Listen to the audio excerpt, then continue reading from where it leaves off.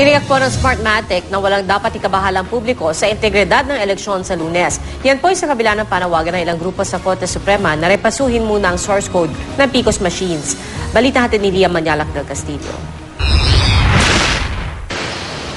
5 araw na lang bago ang eleksyon ng dinggin ng Korte Suprema ang hiling ni Senatorial candidate Richard Gordon na utusan ng COMELEC na iparepaso ang source code na magdedetalye kung paano babasahin ng mga PCOS machine ang mga boto.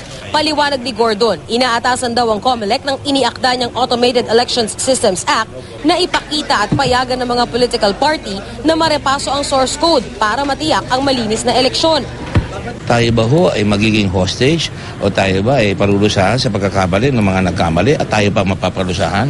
Dadayain tayo? Hindi ho magiging kapani-paniwala. Ang problema ayon kay Gordon, 3 hanggang 6 na buwan ang pagrerepaso ng source code. Kaya tanong sa kanya ni Chief Justice Maria Lourdes Sereno, mas mabuti bang ipagpaliban na lang ang eleksyon? Pwede yan.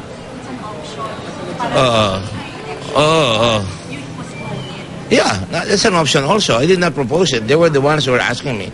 Lahat naman yan pwede. Tanungin ka, pwede ka bang pumasok na sa 1 linggo? Pwede. Pero sabi ni COMELEC Chairman Sixto Brillantes Jr., may ipapakita na nila ang PCOS source code na kine-question ni Gordon.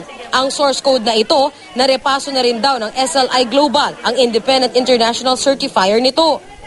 Hindi namin hawak, pero nandyan na. Hawak-hawak na ng Dominion at hawak-hawak na ng SLI. At ilalabas na namin bukas.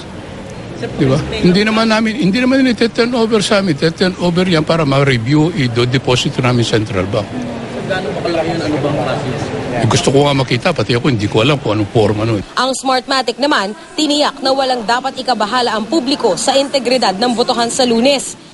So we already have a organization that is accredited by the Federal Election Assistance Commissions of the U.S., National Standard Institute of Technology of the U.S.